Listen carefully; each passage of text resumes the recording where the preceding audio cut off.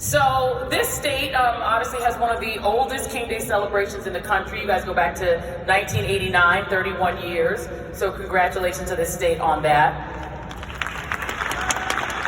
And it is great to be in Nashville. I think your congressman said it very well. It's a city that was very inspirational even to Dr. King, that has contributed a lot to the civil rights movement.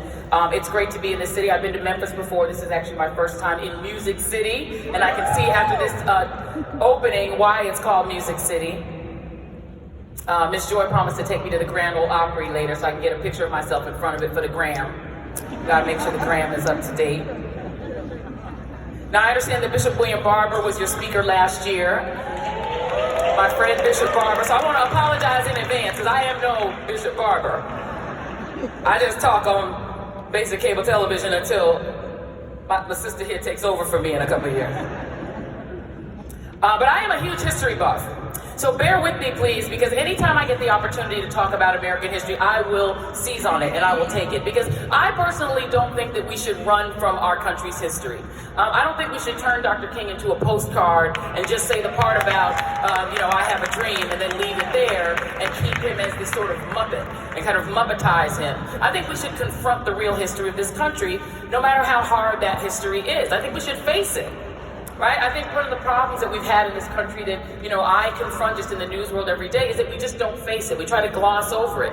But I think we can actually face our history in this country, and we can take the good and the bad, and we can put that together to mold a story about ourselves that everyone can see themselves in. The 1619 Project that did that last year, I think that's what they did, is create a story that's real and true and honest and realistic and has good and has bad, but also has some hope in it. Because we've gotten through even the bad parts of our history. And this state of Tennessee holds a unique place in this country's history, particularly now.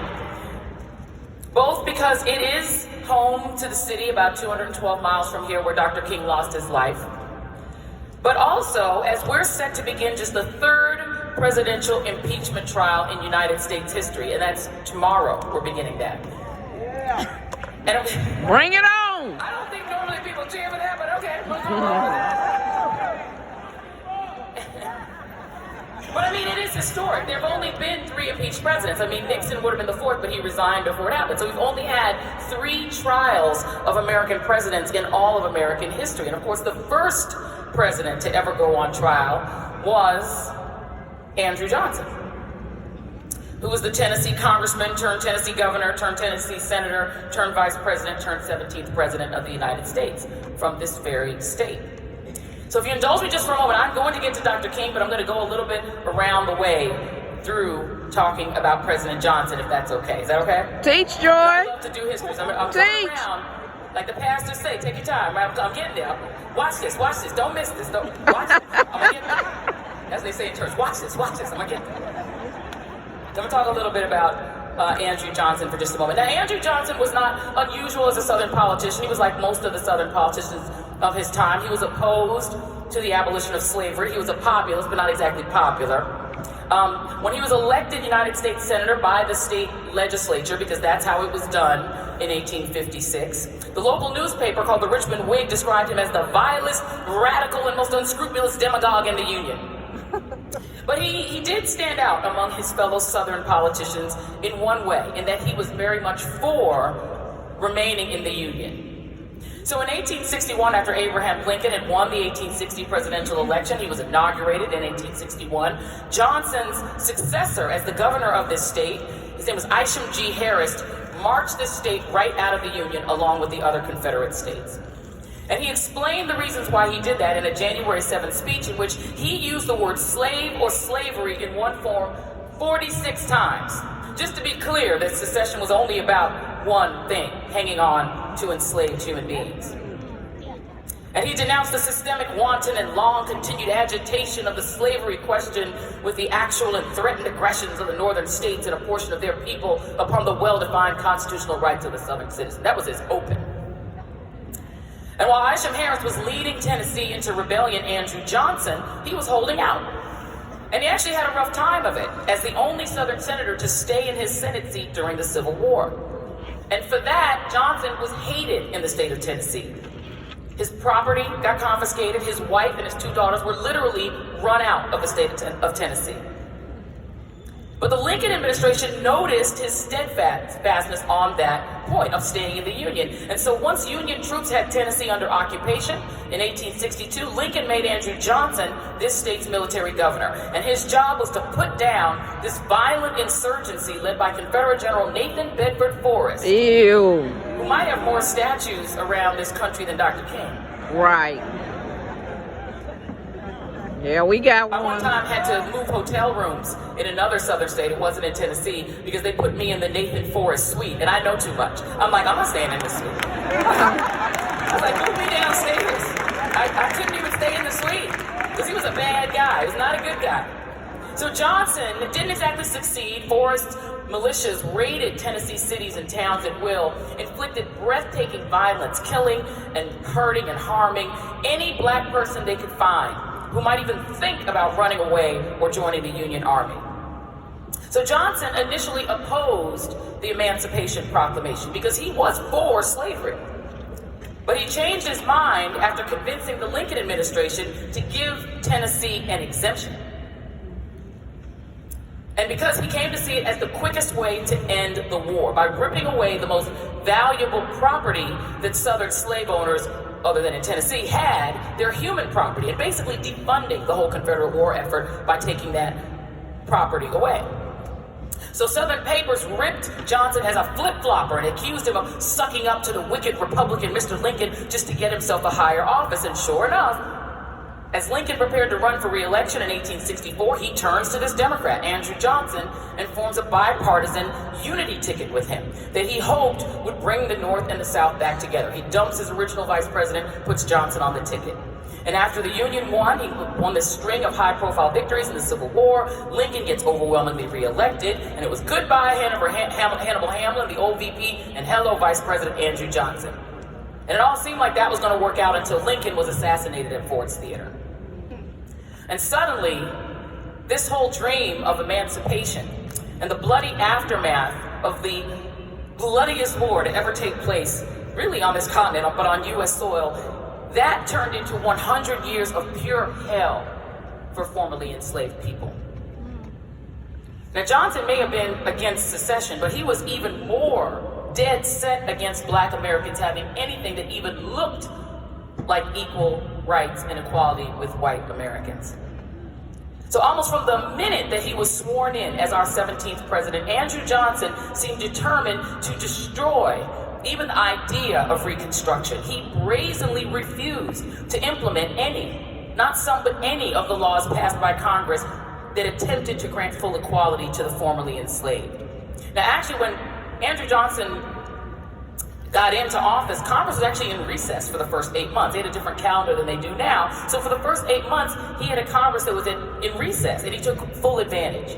He issued pardons and amnesty to Confederate rebels. He cleared the way for them to run for office again, even though they had been treasonous to the United States. They got elected, and they implemented these black codes across the South that would trap formerly enslaved people in economic servitude to the same white people who used to say they owned them, their wives, and their kids.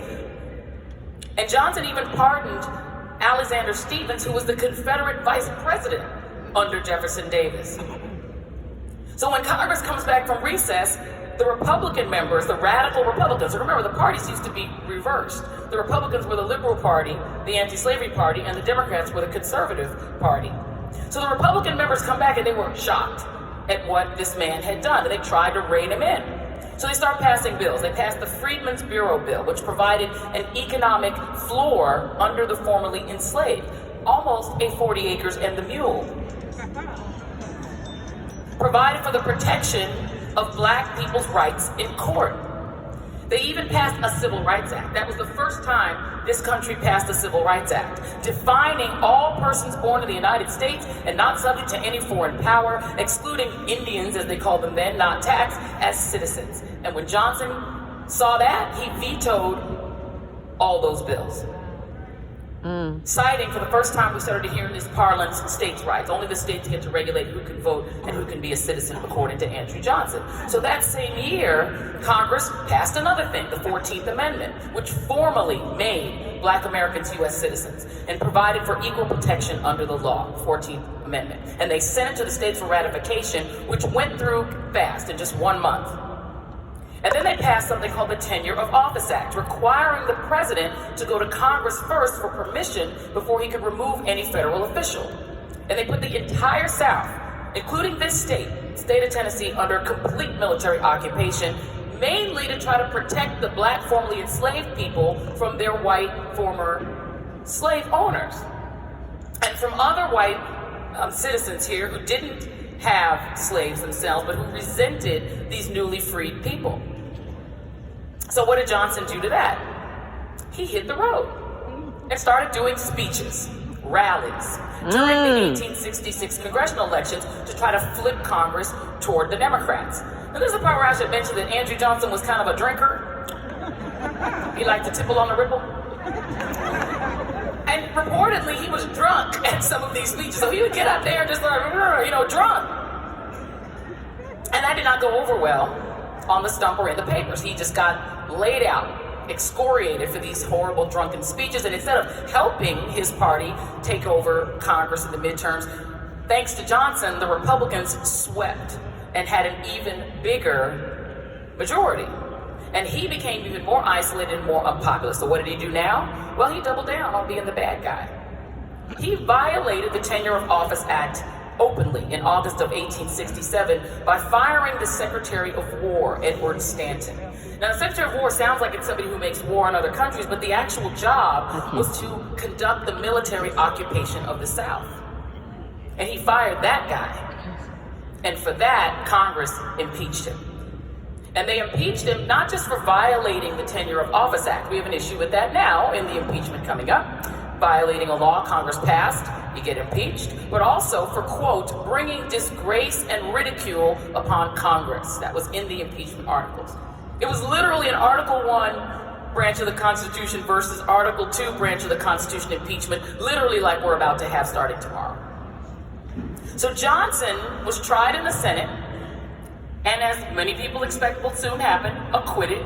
He was acquitted by just 1 vote, as all of the impeached presidents we've had in the country so far have been acquitted. So he stays in office, he's still president, but he was so despised at this point by both political parties, he didn't even get nominated to run for re-election again. Back then, the parties just decided who the nominees were. It wasn't like the people had a primary. We didn't have, 22 people running for president? They didn't have that. They just picked somebody. It's weird how some of this kind of sounds like breaking news from like now. Right.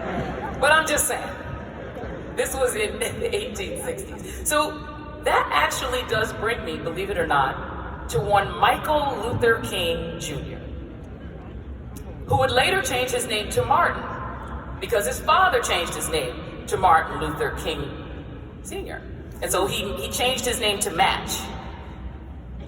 So now this young man who was born Michael, now that we know as Martin Luther King Jr., he was born just 54 years after Andrew Johnson died. Think about that for a minute. See, we tend to think of history as this like ancient thing, and that history is so far back that it doesn't matter anymore because it happened so long ago.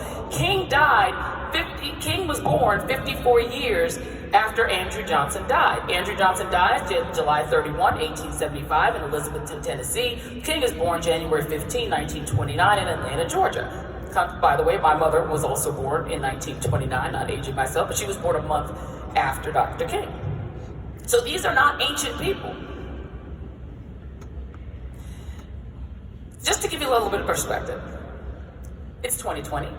Happy 2020 to everybody. Happy belated New Year. 2 years from now, it will be 54 years since Dr. King died. Wow. So the distance between Andrew Johnson and King is the same distance as between King and us. It's not ancient history. And it is a sort of rhyme of history thing, right? History has this rhyme to it. That Tennessee is both the state that produces the president who crushes Reconstruction, setting off all of the hatreds and violence that wind up producing the need for Dr. King, and being the state where King dies trying to change it. This one state produced the beginning of the hell and the death of the man who tried to end it. It all happens in this state. Right? I mean, when you think about the numbers, the spaces of time, and the connection that had Lincoln lived, it's not clear that we would have had the same sort of trajectory of events that winds up making King completely necessary. To give you a little bit more time, because this is like a thing I'm kind of obsessed with, right? So King is born 46 years after the death of Sojourner Truth, the formerly enslaved, heroic figure in American history. 46 years just between them. He's born 16 years after the death of Harriet Tubman. So we think of Harriet Tubman as this ancient person. She died 16 years later is when Dr. King was born. He's born just 9 years after the 19th Amendment was ratified on August 18, 1920, giving women the right to vote, a right, by the way, whose centennial we celebrate this year, as some previous speakers have mentioned, but which black women and black men would have to wait another 45 years to actually exercise, even though black women, including Sojourner Truth, fought for it, being told to march in the back. Everything is complicated. So it's weird, right? So a person who's born in slavery, one more time, I gotta blow your mind with this one. If somebody was born enslaved still, before the Emancipation Proclamation in 1864, that's the same year, obviously, that Abraham Lincoln was assassinated. Somebody born in 1864 would have been just 65 years old when King was born. They could have lived through both. And if you think, no, they wouldn't have lived that long before we had Social Security and Medicare. They would be dead already. Well, Andrew Johnson died when he was 67. Sojourner Truth died when she was 86. And Harriet Tubman died when she was 90. So King, just because of when and where he was born and grew up, would have very likely known, or at least have met at some point in his young life when he was a kid, not just somebody who was related to a person who had been enslaved, but a person who had actually been enslaved, or who were the children or grandchildren of people who had been enslaved. King's own great-great-grandfather was a preacher in Greene County, Georgia, but he was enslaved, so he wasn't even allowed to preach in church. And if you think about what happened after Andrew Johnson ruined Reconstruction, I have to say Ulysses S. Grant tried to fix it, but by the time he came along, he was the heroic Union general. He tried to then go back and re-implement some of these things to protect black lives, but it was probably too late. And this orgy of lynching, black code, segregation, mass incarceration, literal terrorism against black people that happened after the Civil War, that was perpetrated by men like Nathan Bedford Forrest. It stretched from the removal of federal troops from the South in 1877 in a political deal that Republican Rutherford B. Hayes, used to call him Rutherford Hayes, made to get into the White House after an electoral dispute over vote counts in, say it together, Florida. Florida always messing everything up. I live there so I can say it. That's like you can talk about your own kids. That deal that pulled Union troops finally all the way out of the South unleashed sheer hell. We're talking about, by 1919, race riots in Chicago, Oklahoma, Nebraska, Washington State, Kentucky, Virginia, even Delaware. That's 1919. That's 10 years before King was born. The literal bombing, and I mean bombing with planes that dropped ordinances in Tulsa, Oklahoma in 1921. Did anybody watch The Watchmen? Anybody seen The Watchmen? The opening, you saw it, right? The opening where they're dropping bombs on those people. People are like, that's crazy, that happened. That's actually true. They fictionalized it for The Watchmen, but people literally, to drive these people out of what was called Black Wall Street, this really prosperous little black community, they dropped literal bombs on them, firebombed and shot and killed anybody they could. A literal massacre. That's 8 years before Dr. King was born. King would have read in Jet magazine, and don't hate, Jet was the Black Newsweek at the time, so It's not just the thing. I mean, the older folks remember you sat under the dryer with it, That's but it was right. Black Newsweek at the time. I miss He it. would have read about the lynching of 15-year-old Emmett Till in Mississippi in 1955 when he himself was only 26. The same year that he led the Montgomery bus boycott and emerged as the face of the American Civil Rights Movement. So King was born at the time when he had almost no choice but to become a member of the movement. There was a need for the movement that was desperate by the time that King was born. They needed someone or some people to try to beat back this rot that started from enslavement, that was made bloody by the Civil War, but was allowed to settle under the American skin and just fester after the Civil War instead of being lanced and allowed to heal in this country. And you can legitimately blame that on Andrew Johnson. Dr. King was chosen by his mentor, the Reverend Ralph Abernathy, and the other pastors who actually formed the Civil Rights Movement. And they formed it, and they were the leaders of it because they had the one relatively safe place where Black people could meet and plant, the church. And they picked him, not despite his age, but really because of his age, because he was young. He was young enough and savvy enough, along with his other strategists who were young like him, like Bayard Rustin.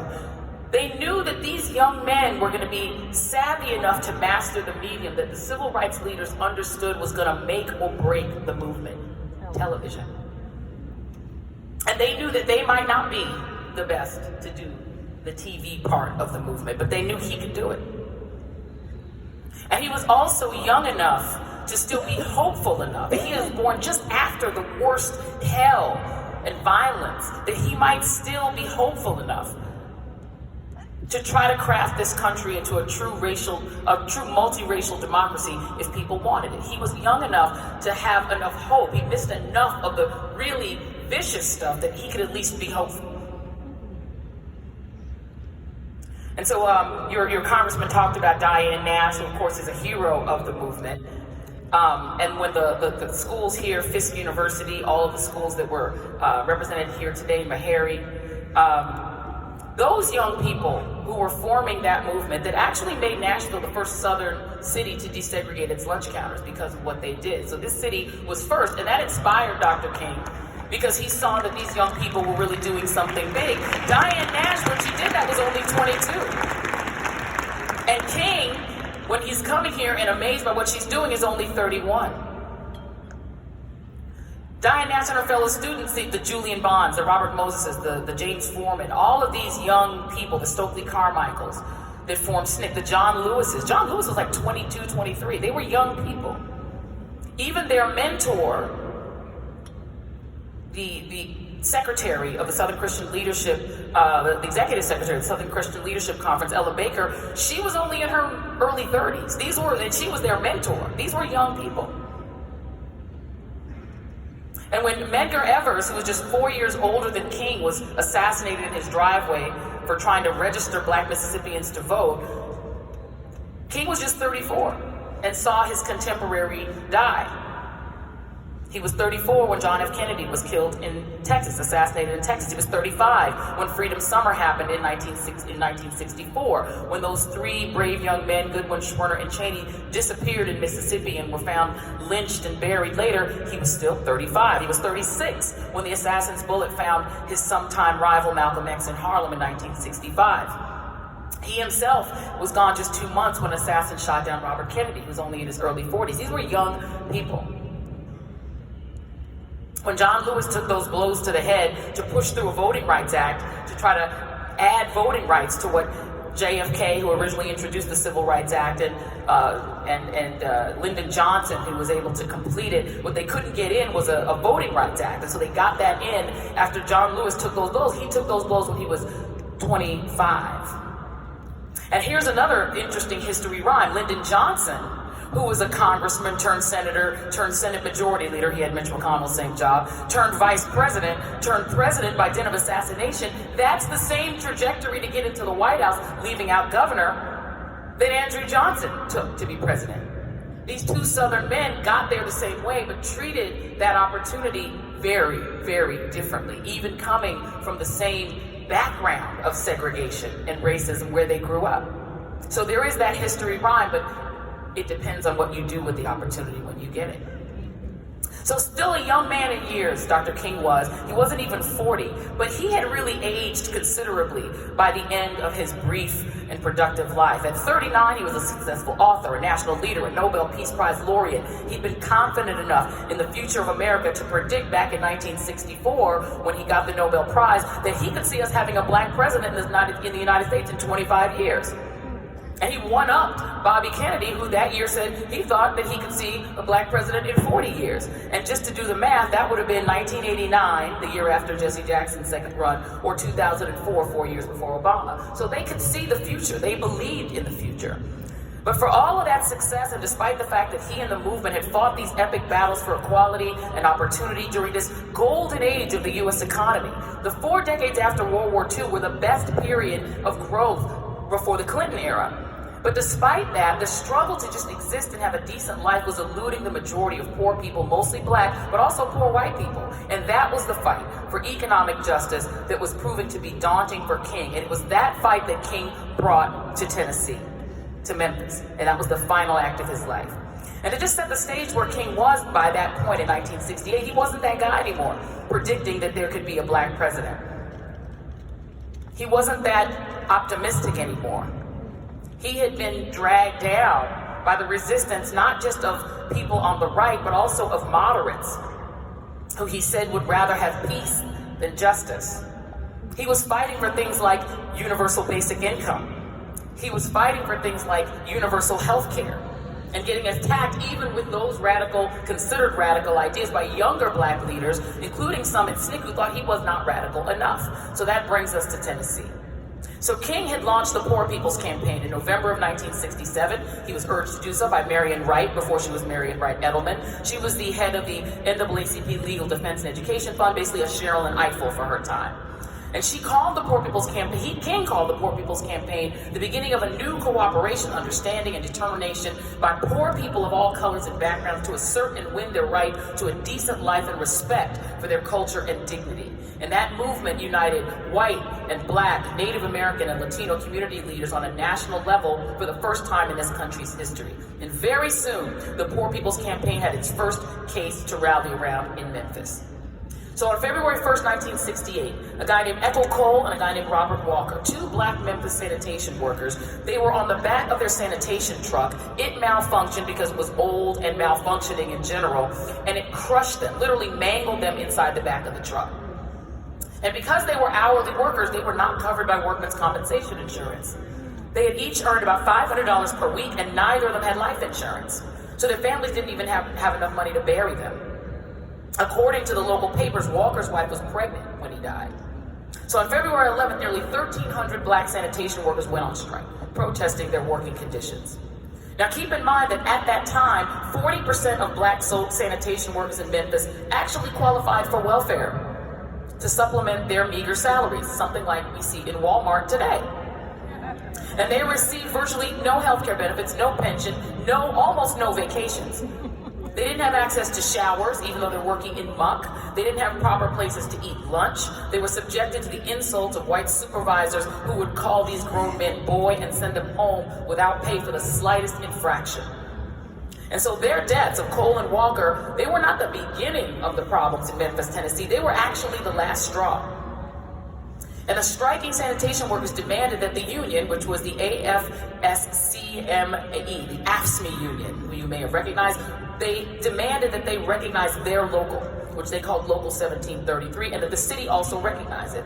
They demanded a hearing for their grievances, and they demanded economic and social equality with the white sanitation workers. They went on strike for 64 days. And just for context, the Montgomery bus boycott was 381 days of people walking to work. The strike polarized the city of Memphis, which at the time was 60% white, 40% black. Black residents were angry at the violent police reactions to the marchers, including beating and macing peaceful protesters, including prominent black leaders, even pastors who marched to support the workers. While white residents sided with the city mayor, who refused to even negotiate with the black workers and sent police to put the strike down by any means necessary. And the beatings and the violence and racial slurs are what prompted marchers to put up those signs that said, "I am a man." Those signs that you see in history, that's what those signs were about. So a local pastor, I think has also been mentioned on this day as before, Reverend James T. Lawson, called on Dr. King and urged him to come to Memphis, which he did on March 13th, leading a nonviolent march and speaking in front of about 15,000 people.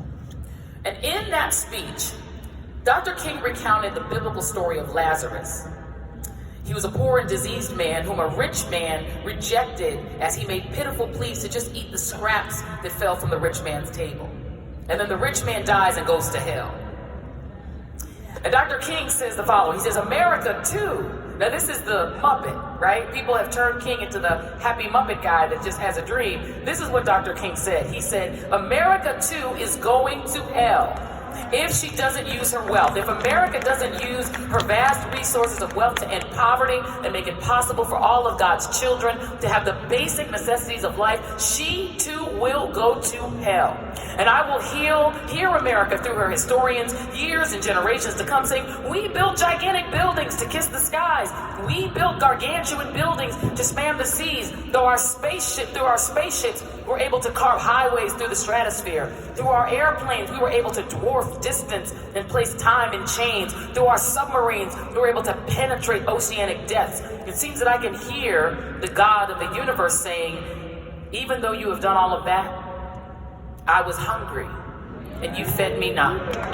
I was naked, and you clothed me not. The children of my sons and daughters were in need of economic security, and you didn't provide it for them. And so you cannot, you cannot enter the kingdom of greatness. That's King.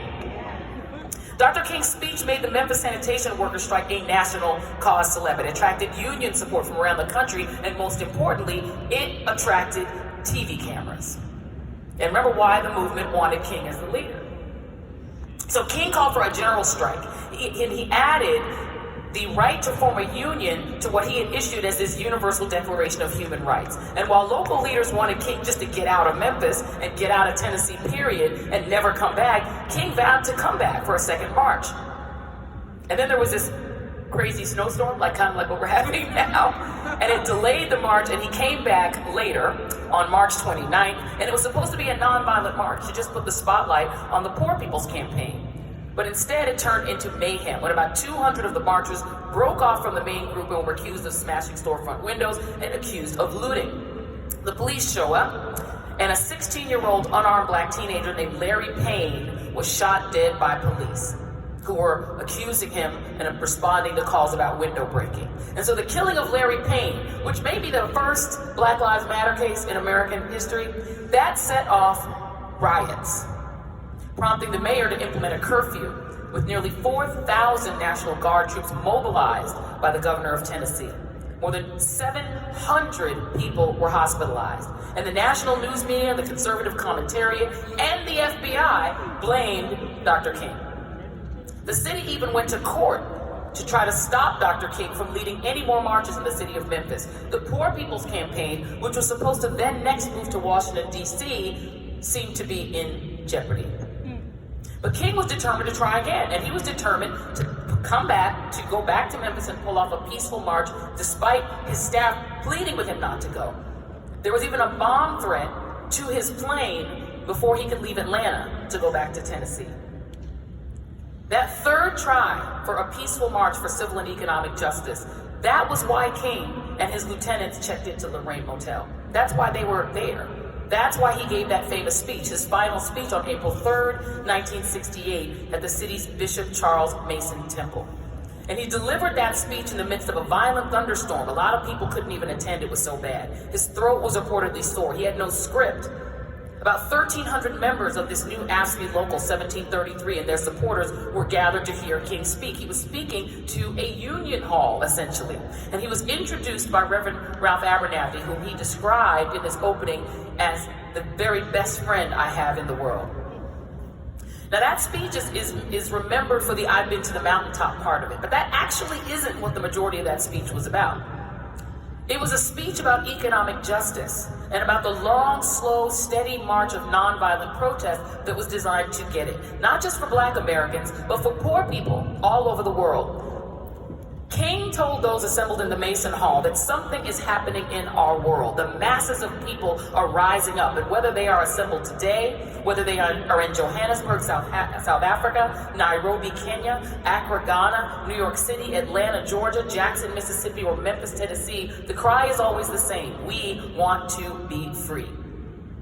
King in that speech called for a human rights revolution, saying that if something isn't done, and done in a hurry to bring the colored peoples of the world out of their long years of poverty, their long years of hurt and neglect, the whole world is doomed.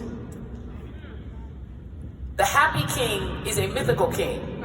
This is the real king. We are not engaged, she said, in any negative protest or any negative arguments with anybody. We are saying that we are determined to be men. We are determined to be people. We are saying that we are God's children, and that we are God's children, and we don't have to live the way we are forced to live. And he was calling for all of these different groups who were fighting for the same cause, unions and religious people. And he said that they needed to come together to fight for basic economic fairness. And he said whenever Pharaoh, he went back to the Bible because he was a pastor, of course, and he said whenever Pharaoh wanted to prolong the period of slavery in Egypt, he had a favorite formula for doing it. And what was that? He kept the slaves fighting among themselves. And whenever the slaves get together, something happens in Pharaoh's court, and he cannot hold the slaves in slavery. When the slaves get together, that is the beginning of getting out of slavery. They don't read you that part of King's speech. King asked the people who were assembled in front of him to develop what he called a dangerous unselfishness. To not say, if I stop to help this man in need, what will happen to me? But rather, if I do not stop to help the sanitation workers, what will happen to them? And he talked about his own brush with death 10 years almost to the day earlier, when he was nearly stabbed to death by a deranged black woman in Harlem, and his thankfulness that he didn't sneeze the sneeze that would have moved the wound a few centimeters and ended his life and stopped his heart. And he spoke of having no more fear of death. Yet within 24 hours, death came for him anyway.